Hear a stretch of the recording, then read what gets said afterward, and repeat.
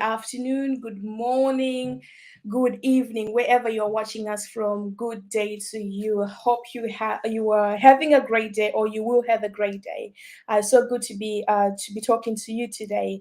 If you've been following us on this conversation, we are talking about getting the ring on. Yes, we are back with another episode of Getting the Ring On, and it has been an exciting conversation so far.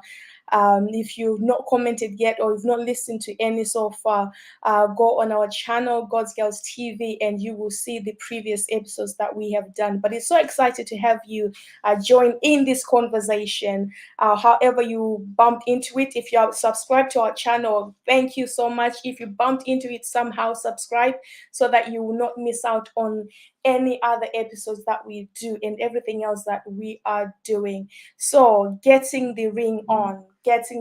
We have been talking about what it takes to get the ring on. We've been talking about the waiting season. We've been talking about the principles that we need to apply, especially as women, as young women, and also older women. What are the principles that we need to apply to have a successful courtship that leads to a successful marriage? Whatever happens in between, sometimes you can't control what happens in between, but you know that there are principles that God has laid out for us to be successful in anything that we do. And we are talking about the principles of not just getting the ring, but also, oh no, we did the keeping the ring. I'm taking you back, but we are talking about the principles of getting the ring, meeting that somebody and getting that somebody to put the ring on. That's what we are talking about in this season. For this episode, I'm so excited to have this wonderful lady with us. She is someone that got the ring on and decided to get the ring off, but because of God's grace, she is also looking forward to getting the ring on again. So I'm so excited to have with us none other. I'm just going to give you a little bit of a background of who she is, and then she can tell us more about who she is. But this afternoon, we will be talking to Pastor Tosin, who runs successful multiple businesses. And I hope I'm looking good today. She is the founder of Anna Gold, an image consultancy company that empowers women to live life confidently, authentically, and stylish. I hope I'm stylish today. I'm going natural, so pardon my natural, but I'm natural in this season. But she is indeed full on fashion and confident. You having the confidence to walk in who God has called you to be. So help me welcome. Type it in your excitement as you're watching this, to welcome Pastor Tosin Alatise. I'm not Nigerian, but I do try. Did I say it correctly? You did actually. To this screen. From Zimbabwe would actually say Alatise.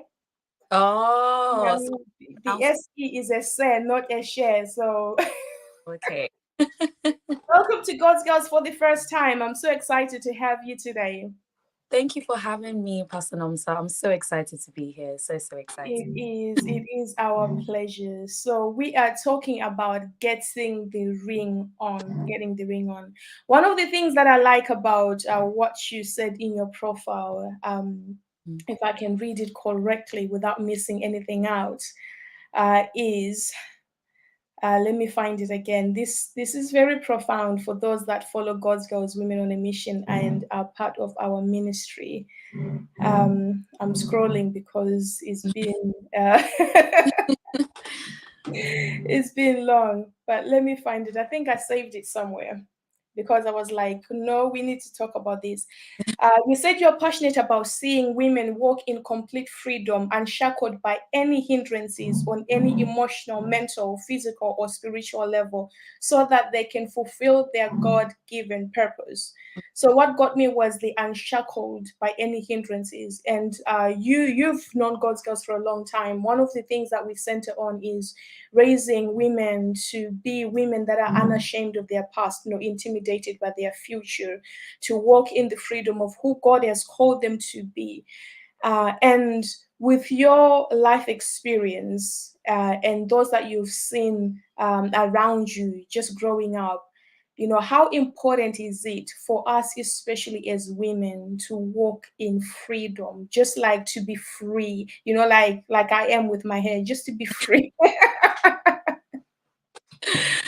Talk to us a little bit about that. Oh, that's a very, very heavy topic, I believe. And because of the nature of what I do, I come across a lot of women, both in my position as a pastor and because of my businesses as well. Yeah. And every single day, I meet women who are just absolutely phenomenal. And I'm speaking to them, and you can tell that they're dealing with just so many things, insecurities, life, just, difficulties, situations. And I'm speaking to these women, and I'm just seeing how much potential that they have, Mhm. walk in the fullness of the things that God has called them to, like, extremely intelligent, talented women, but they're stuck and they're Mm. by certain things of life, whether it's past relationships, past experiences, Yeah. things I've been through. And it just almost frustrates my spirit because I'm I'm just like, oh my gosh, this is such a phenomenal woman, but she's Yeah. just bound. She's just bound because of her life experiences, things that she's going through. And I'm just like, no, no, no, no, no, no. This is not the woman that God has called you to be. There's just so much more to you. The things Come you on. should not limit you from walking in your full potential. The things that have happened, you are not the things that have happened to you. These are Mm. Mm. That's not who you are. Who you are is who God has called you to be. So I can go on and on about I'm telling you, yeah. No, it. you've said it right. It's so frustrating when you see that this person can be so much more, but because, oh, I was raped, they think they have to stay there, or I was molested, or I have to stay there, or this happened to me, I was poor growing up, or I am poor, and you have to stay there. And I think one of the things that I struggle a lot with people is when I'm trying to get them to understand that you are not your past. You don't have to, you're not denying what happened, but you Yeah. are deciding that I am not it. Mm, I can be what God says I am. And I guess that can be intimidating for God to just show you this world, or for a prophet to say you are this, but then you're like, oh, okay. that right now. Wow, but yeah, thank you so much for that. I just wanted to throw that in because that really touched me because of our ministry.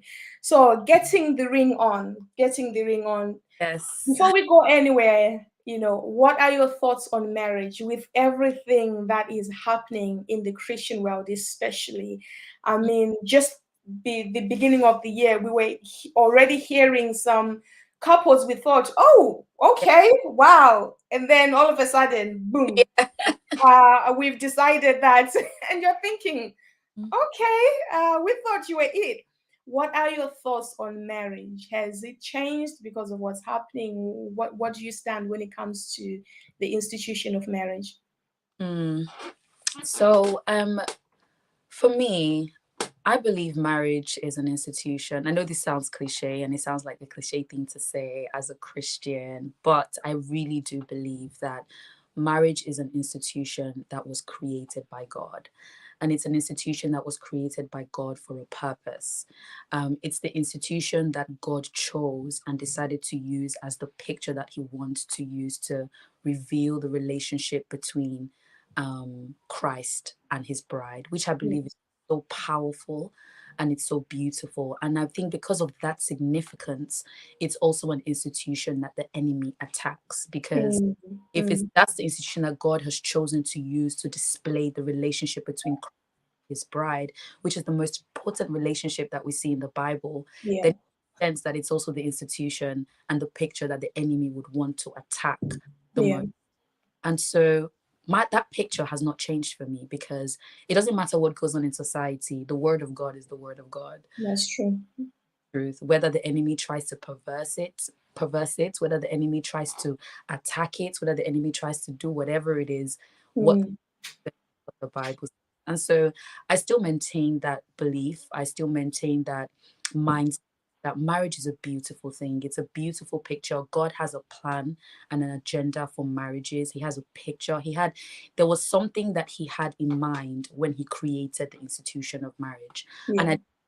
changed because of the things that we see in society. And we obviously live in a broken world, Mm, even mm, where there's still sin, where sin is still prominent. And so these things are expected to happen. It is sad every time I, go on social media. I'm not really on social media. I've been on a break for a bit, but before social media and I see another divorce, it really does break my heart, especially yeah.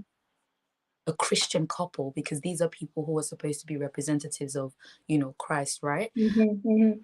It really breaks my heart. But I've been intentional about protecting what I believe was God's original plan for marriage. Yeah, yeah. It's been a fight to protect my mind and my heart against being bitter or being or you know kind of changing my perspective about how God sees marriage. And so Mm, mm. Wow, that's that is good. That is good. I think that is something that, especially as Christian women, we have to do on a daily basis, mm, protect what we believe, because oftentimes what we believe is always confronted by our circumstances. I remember when I was going through, we're always going through something with my husband. But this time it was so heavy. It was so heavy. And I went to one of our mentors and he said to me, "Do what you believe." And I was like, mm, okay, okay. That was just like a blow in the face. Do what you believe. wow. Like, this is a trick. Because I went to him with full of emotions. This is how I Mm, feel. This is what's going on. And he was like, yeah, yeah, yeah, yeah, yeah. At the end of it, he was like, just do what you believe. And I was mm. like, but that's not what I came here for. So I love that. We always have to fight for what we believe, Mm, not just about marriage, in life in general. When it comes to finances, I know some people that are just literally been living paycheck to paycheck and they're trying to fight the fact that they will not live in poverty. Poverty is not their what's the word? Their last point, but thriving for what God has said concerning you are rich, you will be rich. So mm. thank you so much for that. Um, do you think, because of our backgrounds being African, do you think there's a perfect age to get married? Yes. Okay, I wasn't expecting that. Oh, no, no. What I mean by yes is I don't believe that, but I think our culture believes that. Okay, okay. Yes, yeah. Go on. Yeah, especially as Africans, yeah, in our culture, and I think it doesn't matter where you're from in Africa. I think as long as you're from Africa, there is a perfect age to get married. There's like a window. Yeah. The maximum age is 30. Like if you're 30 and you're not married as an African woman, you're seen to either they will probably be telling you that you need to go for deliverance. Yeah. I don't know, the witches in your village are chasing you. Honestly, it's ridiculous. But do I believe there's a perfect age to get married? Absolutely not. I, Okay. I mean, I think the reason why, I mean, there's a preference. I think every woman, if you're going to be honest with yourself, right, you would prefer to get married by a certain age. And I think one of the main reasons that a lot of women want to get married by a certain age is because of the biological clock, right? That Yeah. you get to, and we can't ignore that fact. Just say we can't just make it all spiritual, right? Mm.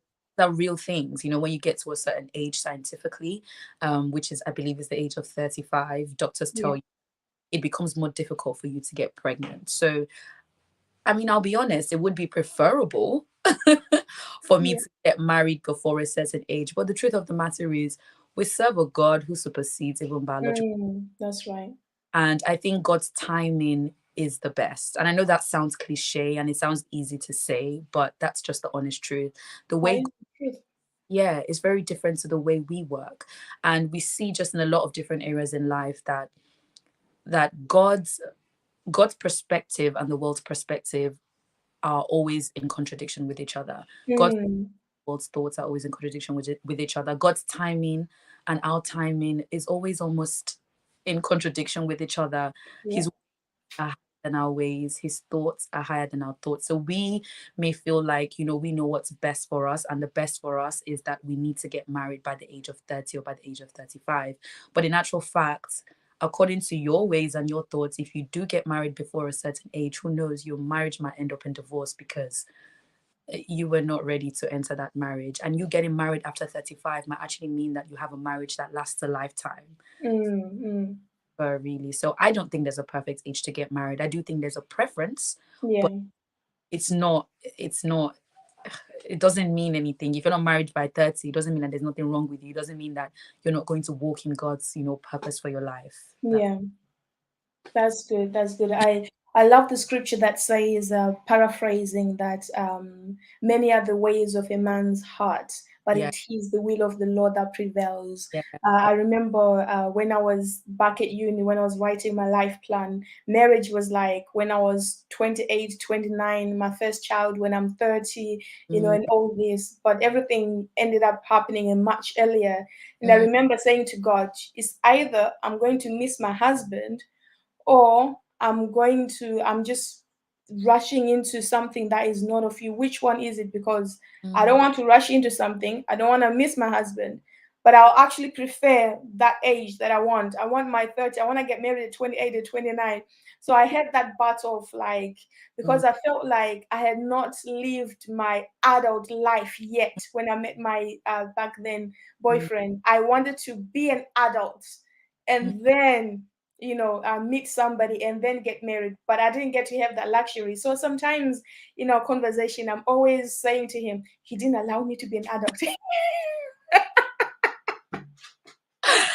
Personal Honestly, and he just says you are crazy, like.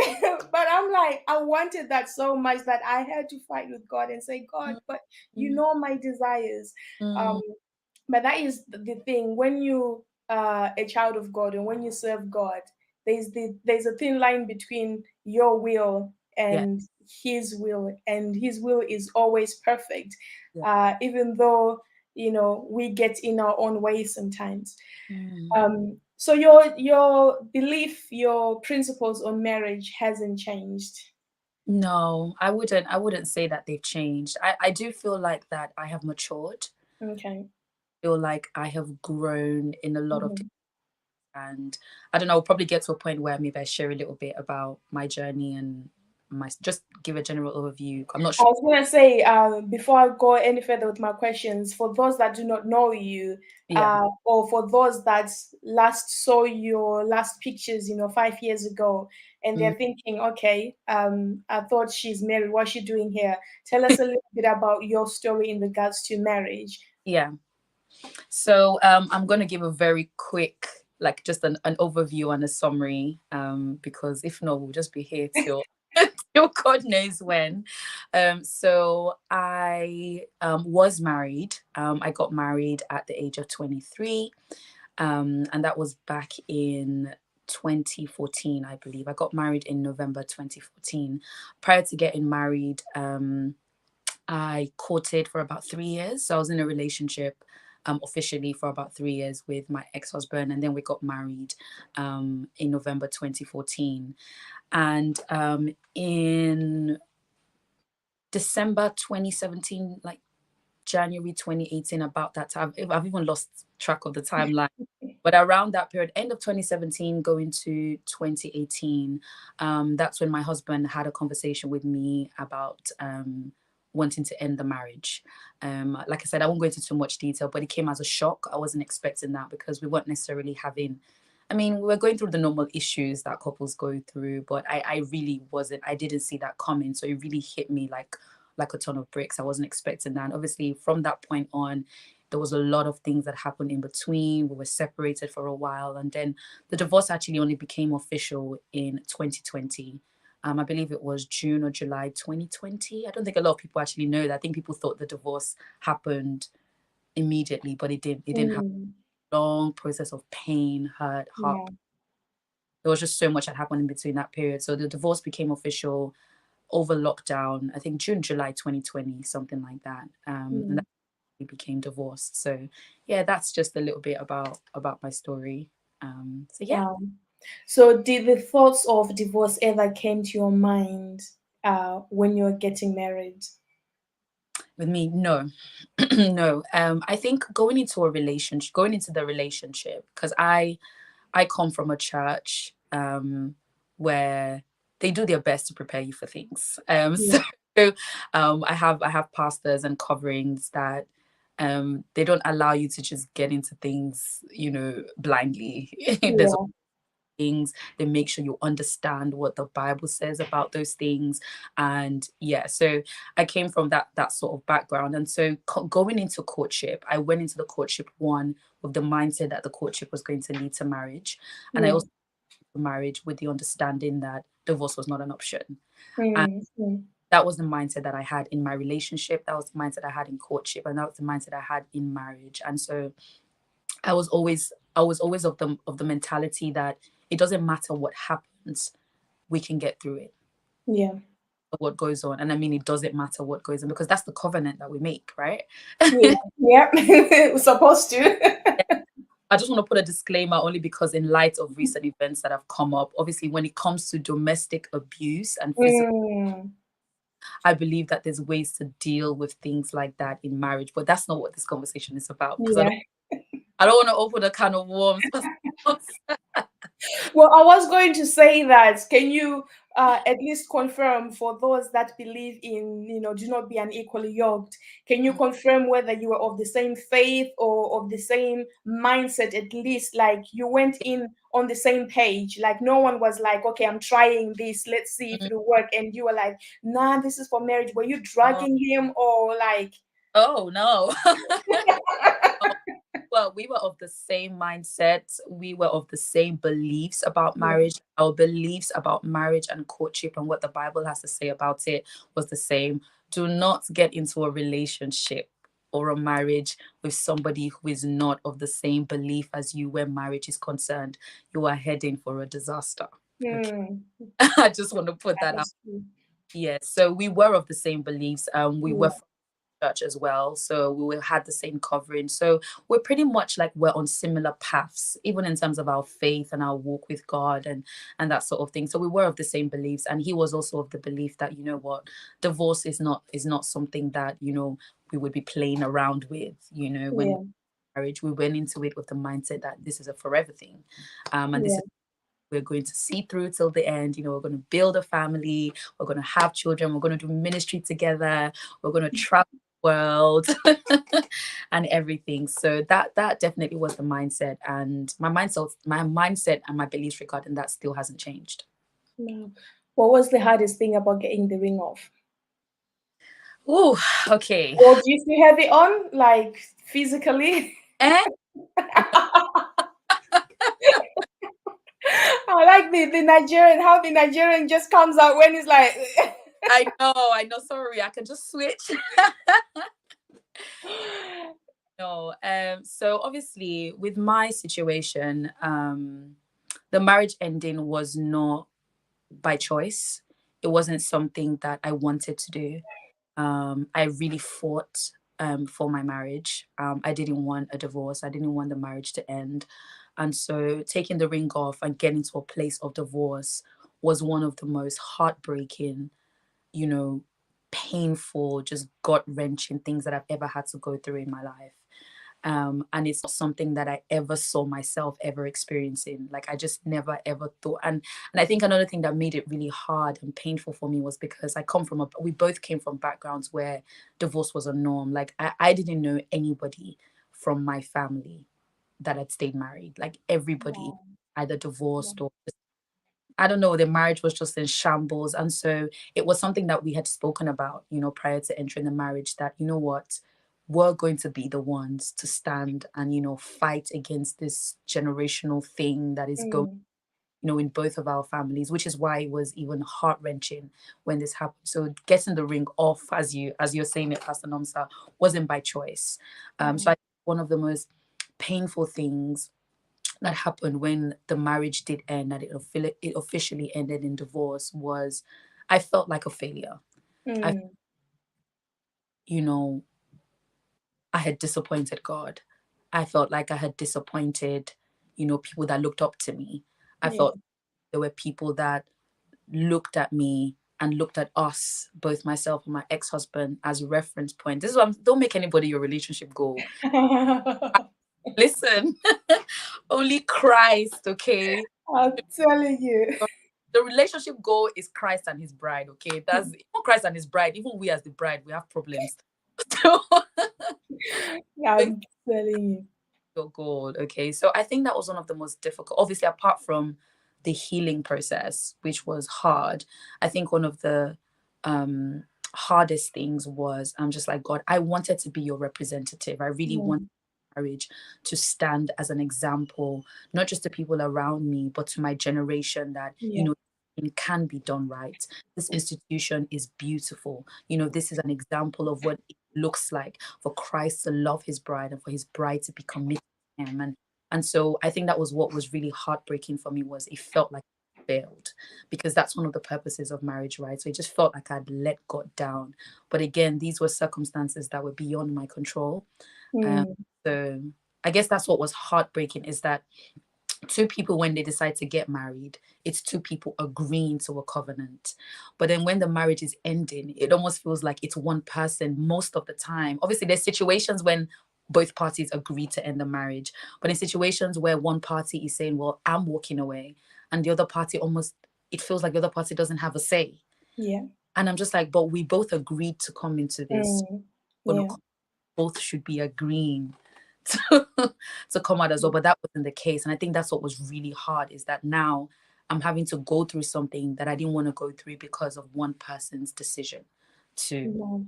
to break a covenant, essentially. So yeah. No. You said a lot of things that I've got I, like a tons of questions. I told you I sent you some questions, but I told you we'll flow with the spirit as well. You one of the things that came to my mind when you're talking is the fact that um I've heard, quite a few women say this. The last person I heard say this was someone who had been married for 25 years. And through those years, she'd been the one that was always willing to work it out, despite what he was doing. I mean, this was a woman of God, a lead pastor, a lead bishop, doing everything by the book, but still willing to be like, let's work this out. I don't want to let go. I don't want to let go. But he kept asking mm, for the divorce. And eventually she said, you know what? I can't keep hanging on to you. If you want out, just be out. You mm, know, do you think that oftentimes, especially in Christian homes, women are always willing to stay at the expense of their own hurt? yeah, absolutely. Absolutely. I think I see it. I mean, I don't, I'm very careful to say that, women go through things more than men, because I've also heard the argument that the reason why it seems like that is because women are more likely to open up more than men. Yeah, yeah, However, my experiences, just from things that I've seen, from stories I've heard, people I've spoken to, women I've come across, the narrative and the reality does seem to be that women are the ones who stand to fight for the marriage, and the men seems to be the ones who are more willing to let go. And I think one of the reasons as well, and again, I could be wrong, but it's just what I've noticed, is that oftentimes it feels like men have options, right? Whereas for a woman, it's almost like getting into a marriage seems to be more difficult, as in actually just, finding a man.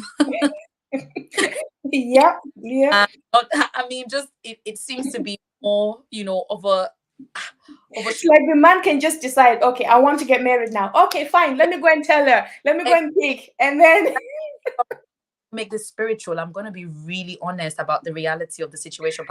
And thing is, as women, the truth of the matter is we live in a society where it's almost like the older you get, the less attractive you are to mm, to a man, right? This is just mm, reality. This reality. mm, Older you get, it seems like the more difficult it is for you to actually get into another relationship or get married, right? yeah, So for a woman, I guess these are all the things that are going on in her head. It's like, where do I even start from? mm, yeah, Who who is going to love me now, you yeah, know going to marry me? And another thing for a woman as well is that if you're a woman who is divorced, mm, the tag that is on you is way more yeah, than That's what I believe anyway. People Yeah. might, It's true. It's true. yeah, is worse than a tag or the shame that is on a man who is divorced. You can see a man who has been divorced like 2 or 3 times. Yeah.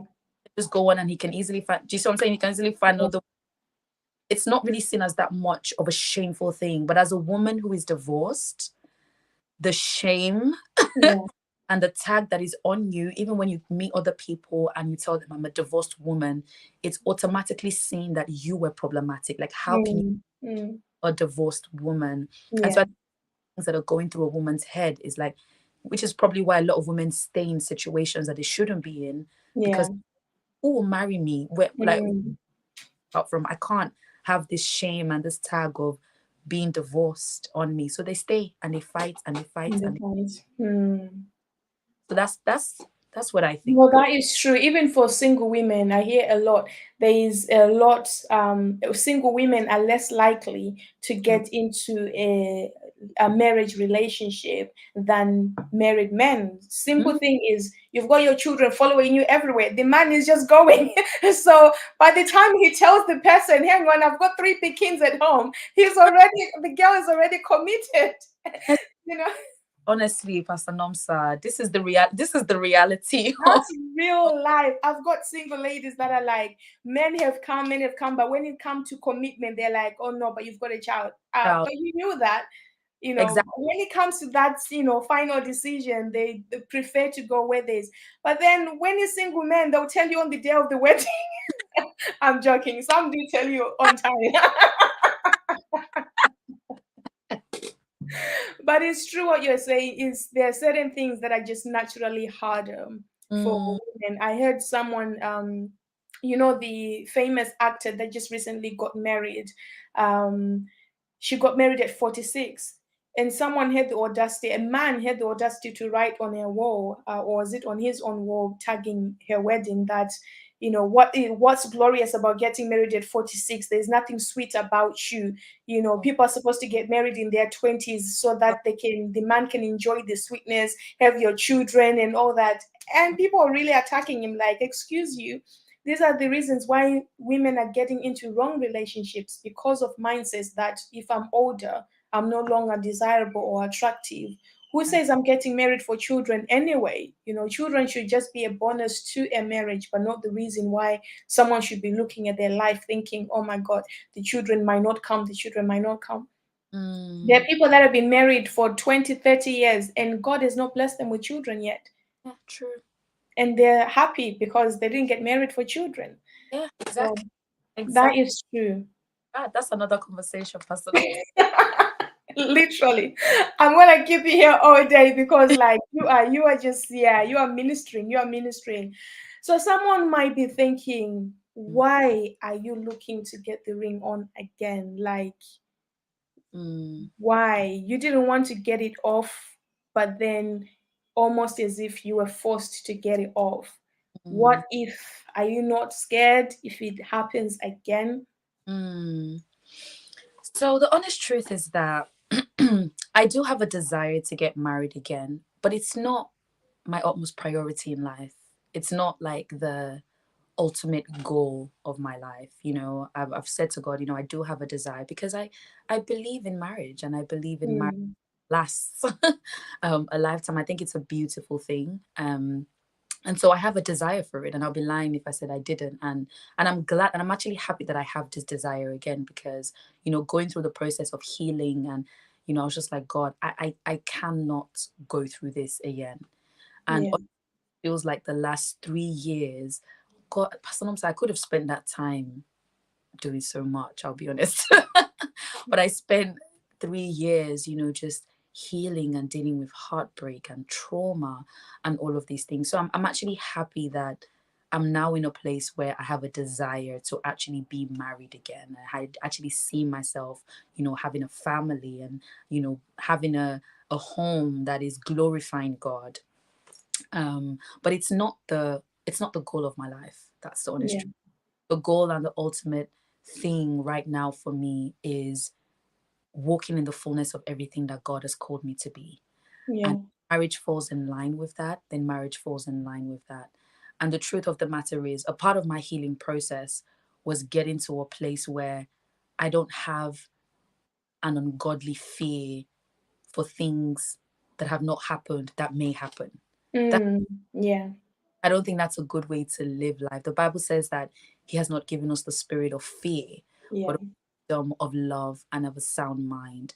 And I think one of the signs that you are healing properly, if you're listening to this and maybe you've been in a very painful or traumatic situation, one of the signs that you're healing properly is that you don't have this irrational fear of something happening again. The memory is still there. It doesn't mean that that thing hasn't happened, but you've healed and you're now in a place where you're believing and trusting God for your Yeah. future. And the perspective that you have of your future is the perspective and the picture that God is showing you now, which does That's not have so good. your past on it. It does not have the stain of your trauma on it. It does not Mm, stain mm, your previous experiences on it. And so that's the picture that I choose to see, yeah. this picture of the woman that God has called me to be going forward. And it doesn't have the stain of my divorce on it. Yes, Mm, mm, but I can't get into a relationship. If I go into another relationship now, and at the forefront of my mind is, oh, this man is going to do this, he's going to walk away, it would affect how I relate with that man, and it's going yeah. to affect how Yeah. I enter that marriage, and then my marriage is going to be built on the foundation of fear. I'm constantly going to be on edge, constantly Yeah. going, and that's just not a good way to live life, honestly. And That so, is true. Yeah.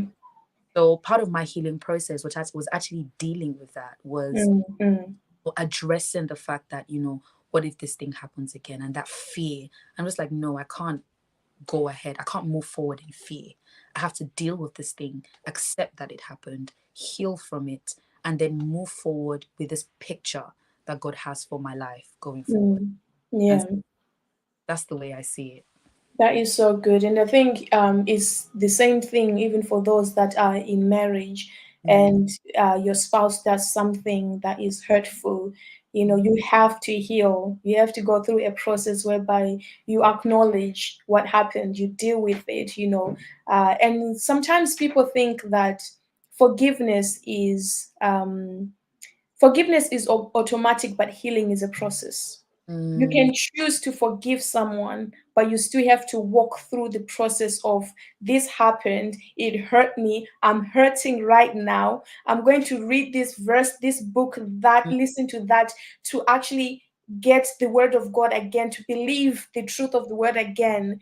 So because you can be like that in marriage, whereby you are now looking through everything that your husband is doing, every woman that's coming, you're asking, who are you? Is mm. it you? Are you trying? You know what I mean? But Yeah. you don't want that. Even in if you or your spouse has done something, you want to be able to say, you know what, yeah, for a period they might have to be showing you all the text messages, all the Mm, phone calls and all that, but you are working through a process whereby when they go out, you're not worried. Are they mm, actually going to work? Are they like, actually going to where they've said? mm, Because you've now walked through a process whereby you are now beginning, or you're trusting again. Because you can't be in a relationship with someone whereby you are on edges. yeah, yeah. Mm. It's not healthy. Even in friendships, I mean, I don't have friends that I'm like, what are they talking about? Like, I don't. I want to be confident in any relationship. I remember when I heard something and I called you, Tosin. I was like, Tosin, I heard this. What's going on? Yeah. Because I don't like, just speculation, But and people yeah. think, do they know, don't they know, like, and then I meet you, you're thinking, does she know, and I act, I speak to you as if I don't know what I'm like, what is going on? Yeah, that's the way to deal with things. The way to Yeah, I love that. Acknowledge what happened and go through the healing process. And like you said, it doesn't take a day. It might take however long it takes. The walk, the journey that God takes you. Acknowledge it and walk through it. But don't sleep for too long. Tosin, talk to us about just going into a place whereby, how did you avoid just staying numb? mm, Like, mm. I used to do that when I first got married, when we would have an argument and I'll sleep for the whole week, and then time would just pass me. And then I'm not an eater. I'm stressed I eat. I'm a sleeper. When I don't want to deal with something, I sleep. But how do we, when we go through something like, especially bashing men, how did you get to it? For people that just something happens, especially like divorce, and then you just decide, I'm never gonna get married again. Men are bad, this. How did you not get there? Honestly, the truth is, Pastor Nomsa, I was very, very, very intentional about my healing. I Yeah, was I think that's the most important thing, and it's one of the like greatest advice I give to people who are hurting, when not just from like relationship issues or heartbreak, just from anything in life, is that the truth of the matter is you have to be intentional about your healing. And yeah. people, time heals, and I don't believe that. I believe that it's what you do in that time that matters. You can sit down and 3 weeks can pass you by and nothing will have changed. But Wow. so time clearly doesn't heal. It's what you do in that time that heals. And I believe that God heals, but there's also other Mm, things that you could do. So the number one thing I was that you have to be intentional about your healing. Honestly, Pastor Nomsa, I said to myself, I said, and it sounds I'm not just saying this because it was easy. Trust me, it was hard. I went through months where I didn't even speak to anyone. I was just broken. I would spend weeks crying and crying and crying, but I made sure that I was crying in God. I love that. Yeah. I was crying in God and make sure that this is the thing about it, is that even when I was angry in God. When I was frustrated, I was frustrated Yeah. in God. Yeah. When I wanted to express certain things, I was expressing certain things to God. And Mm, so I was extremely intentional about my healing. And I said to myself, I said, I will not be that woman who mm, years from now, Pastor Nomsa, 10 years from now, I'm still bitter. yeah. Same rhetoric, saying all men are trash. Mm, mm, I said that there's just so, and then I think another thing about me was that there was, I always had the mind, there's just so much more to life than marriage. I feel like if marriage is the entirety of how you see life and purpose, then there's a problem. yeah. And I've always believed that God had a purpose for my life before I got married. God had a purpose for my life while I was married, and I still Mm, God had a purpose for my life after marriage. And that's right. be intentional about your healing. When you go through things, when you go through trauma, when you go through situation, you just always have to remember that God still has a purpose for your life. And this is it's just a bump in the road. And I Mm, mm, knew that. And so that's what I would say. You just have to yeah. you have to be intentional about your healing. That's good. That's good. Well, we spoke about how hard it is even for older single women Mm, to get into to start well, not start dating, to date. mm, What are some of the things that you are doing differently, or if you are, as to before? mm. Are you doing anything differently? What are you doing now intentionally in terms of dating? In terms of dating, sometimes I don't know if you're speaking to the right person. Because I think when I've answered this question in different ways, people have different opinions about it. Okay, so prior to even getting married, right? When I met my ex-husband, before I even got into, I was quite young. I think I was 18 or 19. So obviously now I'm 30, which is I'm a woman. I'm, Like, I'm a grown I got my own business. Like, woman. Life has changed. I said to my husband, if you had met me now, boy, Life has changed. You have to come correct. you know. Correct. But obviously I was 18 or 19 at the time. But even at that time, I'll be honest, Pastor Namsa, I wasn't in a place where, obviously, one, because of my age, but two, I was just in a place where I wasn't seeking out to be in a relationship. That's the honest. I desired it. It's not as if I didn't desire it, but I wasn't actively searching for, Yeah, to be in a relationship. Not that there's anything wrong with that, but I wasn't in that place. I was just yeah, where actually I was in a place where I was just more focused on my relationship with God. And I don't mean to yeah, say, but that's really where I was. I just wanted to just know God more, love God more. And in that pursuit is when I actually met my ex-husband. He was somebody who was helping me in my relationship with God. And so we were just friends. And even now, honestly, Pastor Nomsa, as much as I desire marriage, I wouldn't say that I'm actively, Seeking it. honestly, I wouldn't say that I'm actively seeking it. I am open, and if I meet somebody who, I believe is amazing, and God gives me the go ahead, then by all means I'll go. But I'll be honest. You're not on any dating sites like where I can send people links. I got brothers. I'm not on any dating sites, unfortunately. I am on Instagram though, so you can send a profile. But I'm not actively searching. However, I would say now the only difference is that obviously now I'm more mature, I'm Yeah, wise.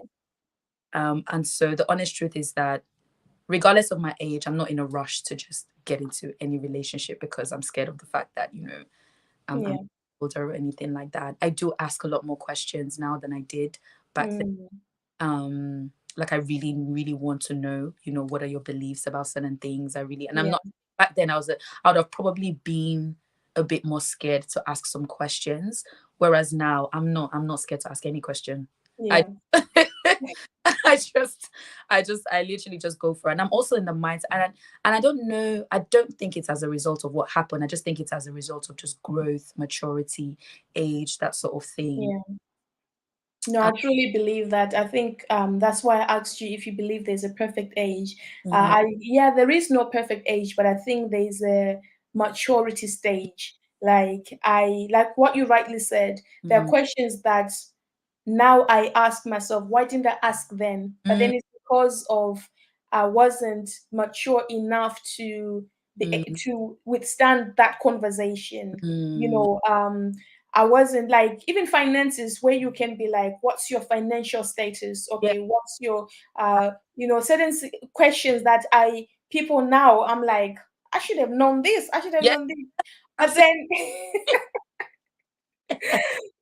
so I think there are things that come with age whereby you are now more confident in who you are. Yes. Um and you know more about what you want, what your I think for me it was even the things that I tolerate and don't tolerate. There's certain things Mm, that now I'm like, well, if I had known that, I would have asked you to work on that. mm, And then you know, yeah. maybe that's why God had me get married young so that I could.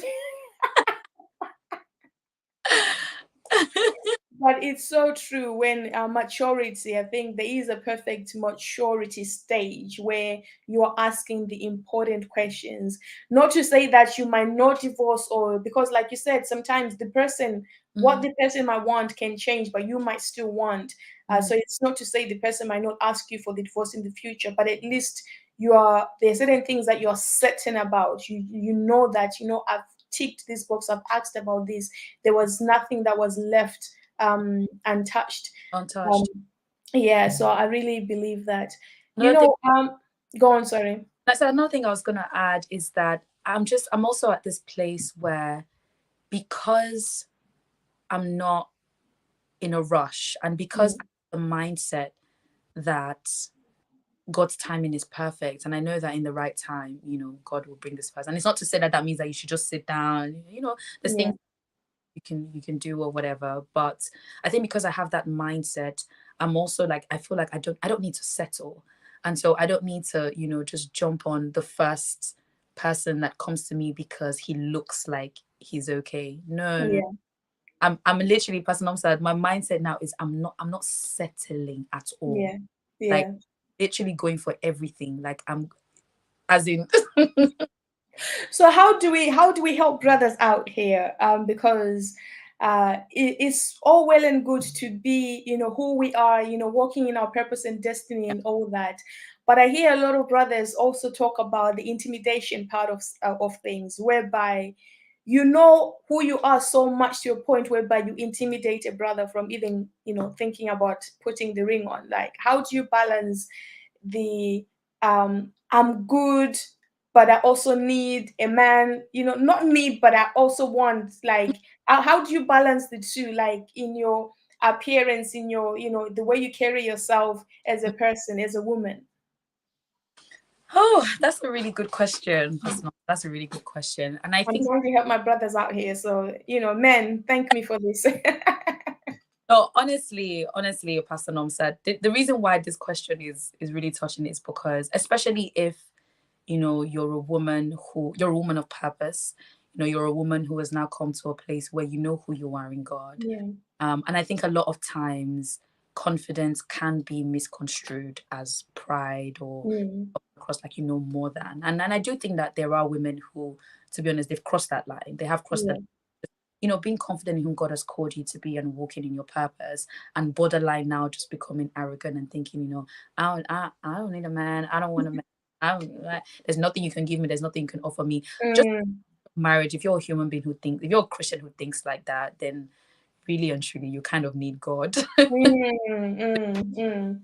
Institution of marriage, but I do believe that there is a balance. I do think that you walking in the fullness of who God has called you to be as a woman, and you being sure of who you are, does not mean that you should be arrogant. And Mm.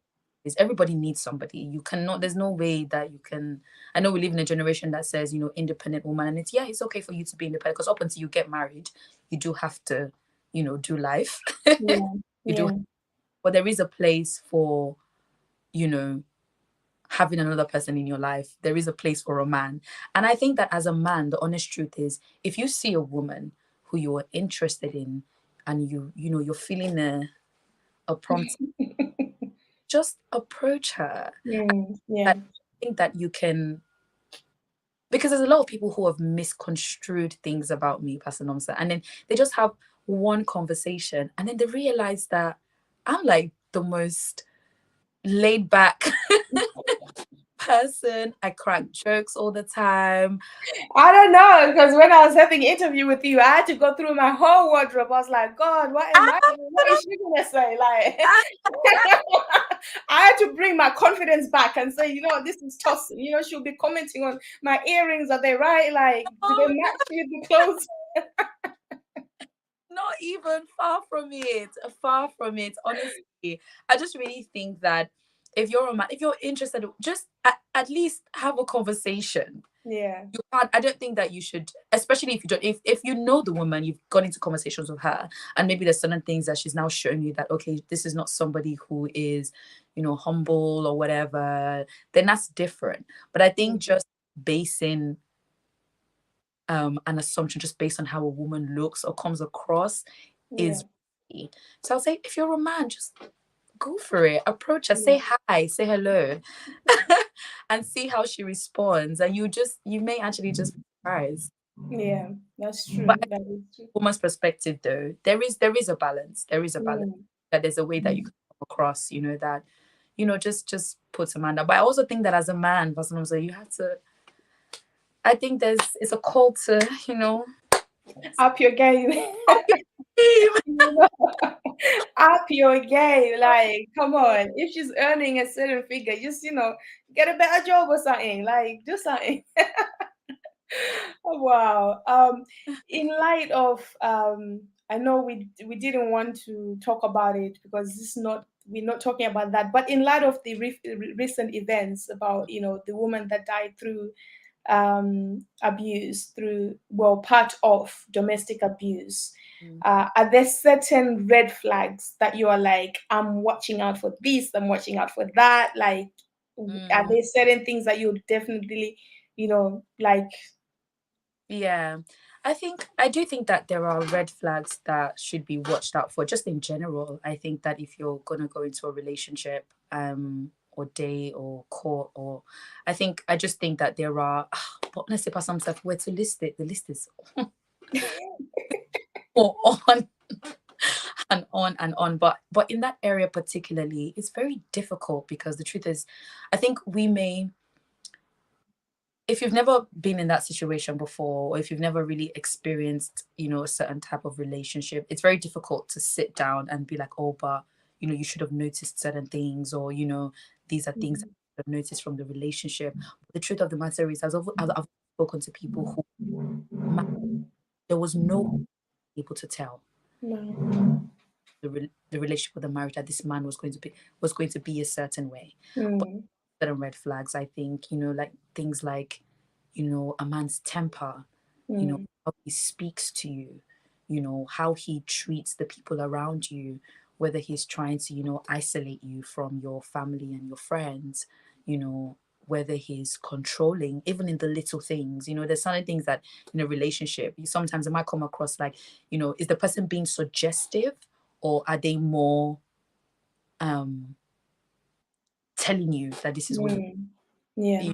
there's just certain things that I think that are red flags. But again, like I said, I think it's very easy to sit here and list these things, but really and truly, when you're actually in the relationship, sometimes somebody can paint themselves to be a certain way, and Yeah. it's you've gotten married, and years later and months later, certain traits start to come out, and you're thinking, this is not the person I married. Mm. But yeah, I definitely still think that there are some red flags that What about in regards to having been married before? Are there things that you would say to a young lady that, hey, I've been married before, just look out for this and that, mm, because I've been married before? mm, honestly, Pastor Nomsa, the truth of the matter is that I think with my situation, what makes it difficult to answer that question is because in my situation, um, I didn't have there wasn't anything that I saw about my ex-husband that told me that this is a man that may leave me. Mm.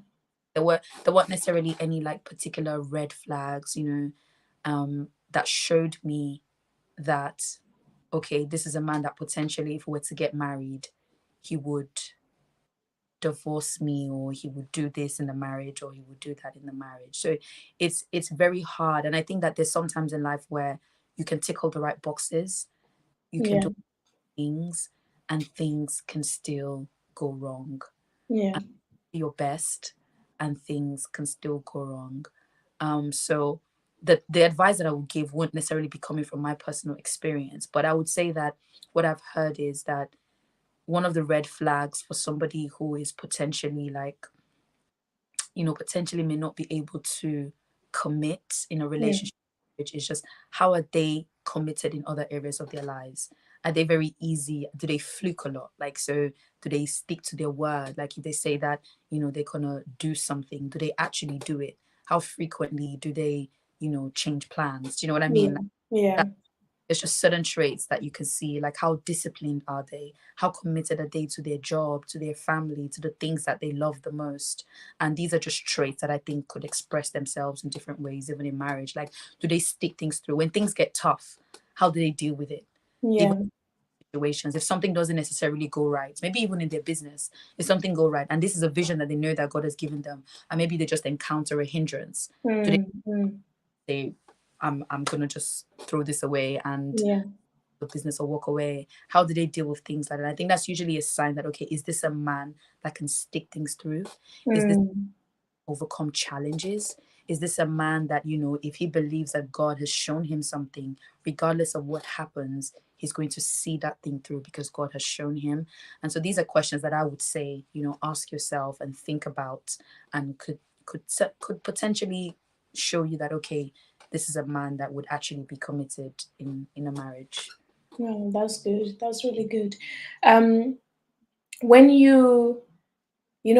are in a generation whereby your mess becomes your message, and some people no longer preach Christ, they just preach what they've gone through. And I'm like, Nah, Christ is still, the gospel, not what you Yeah. went through." If someone is in a place whereby they're thinking, you know what, I just want to throw in the towel, I've just had enough, what would be your first thought?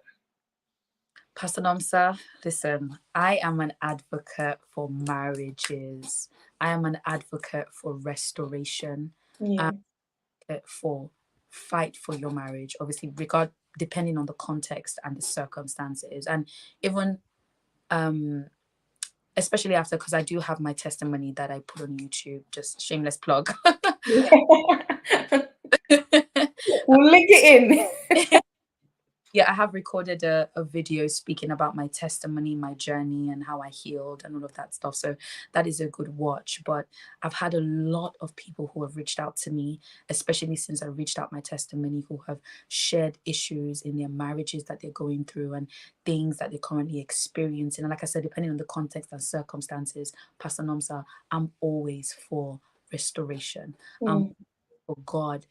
If there is still a way, you can restore this Yeah. marriage.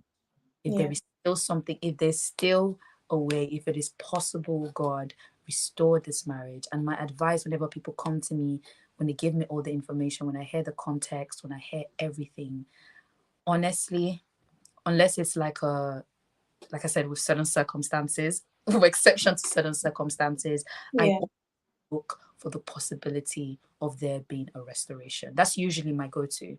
I always Yeah. do. So if you come to me and you said, I just want to throw in the towel, first of all, what is the reason you want to throw in the towel? What is actually going on? I would want to find out what is happening in the marriage. But more times than not, my advice would always end up with God can restore this marriage. It's possible. Amen. Amen to that. For those that believe in there's only one soulmate, and they're possibly, thinking, you know what, we've heard of people that, have removed the ring, put it Mm, back on to the same person. mm, Like, is mm. that something that you would do if your ex-husband was to come back and say, you know what, you are my one and only, I want you back? Hey, Pastor Nosa, what a question. I think I'm asking because I know you, but I'm sure another person would have asked you the same thing. They have asked me this question. The answer would be no. Um, I wouldn't. I know people say never, but I People wouldn't. say, what happened to forgiveness? Oh no, I have. The thing is that I actually wanted to point out that I have forgiven my ex-husband, and we're Mhm. actually civil. We're civil. Um, we're not in a place where, like, if he showed up now, I feel like I'll have to run away, or I feel like I'll have to, punch him, or car window. Don't break anybody's car window. Okay, it's not worth it. Um, so I have forgiven him. Like, we are, when I mean we're speaking terms, not like we talk all the time, but if he was to message me for whatever reason, I can respond. But I definitely wouldn't be going back there for obviously certain reasons. Um, but I think your question was that The if one soulmate. Because but some one, people say there's only, yeah, one. So, yeah, I absolutely don't believe in there being one soulmate, because if that was the case, like if you got married and God forbid your partner passes away due to like an illness or a health issue or something like that, and maybe you guys were young, I don't know, you were married at 24, God forbid, this is a horrible situation, but maybe they pass away due to a health issue at like 26 or 27. What does that mean? Does that mean widow for life. yeah, what does that mean? Does that mean that you're just going to till Jesus comes? No, no. So I don't believe in the one soulmate thing. There are I do believe that there are multiple people that can fit within a certain description. And Yeah. that there's just certain character traits and certain perspectives and beliefs that I think that people have to have as Christians. And I think there's multiple people that can fit into that profile. Yeah. But yeah, the one soulmate, no. No. So basically, the one soulmate would mean that now I have to wait and be thinking, God, my ex-husband must come back, because no, he's free to live his life. Yeah. Thanks for saying that, because there will be some women that are like, I'm full of faith. He will come back to me. He will. So the thing is that I'm not even, the truth of the matter is I've also seen stories and testimonies where a husband comes back Yeah. and, you know, they get married again, and the marriage is restored, and the husband straight away did his thing and he came back, they got married, and they're still married to Yeah. today. I don't think it's impossible for that to happen, but I don't think that's a necessity. I don't think that Each it's a for their own. If for me, it's not possible. I'm joking. I was gonna bring my Zoom out and be like, eh, each to their own, but I'm yeah. me, I would rather not, but Yeah. not because it's not possible for that to happen. basically. Yeah. Hey, I'm a woman of faith. Anything is possible. We're talking about for us. Like anything is possible. If you want God to do it for you, I'll join you in faith, and I'll pray that God will do it again. But yeah, we bless God.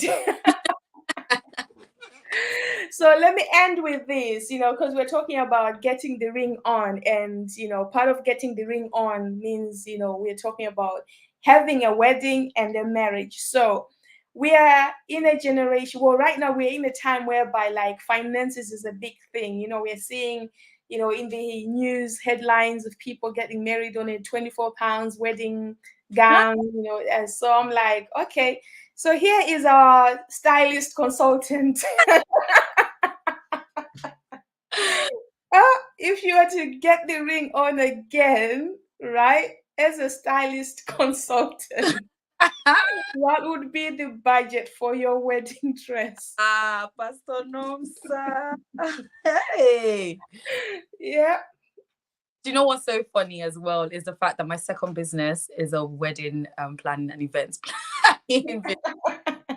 But the wedding of the year. I actually help couples with their budgets, with everything. What would be my budget for my wedding dress? Honestly, I don't know. Tell us the truth. We know you've seen it. You won't even tell us the shop, but I know you've got the stylist already.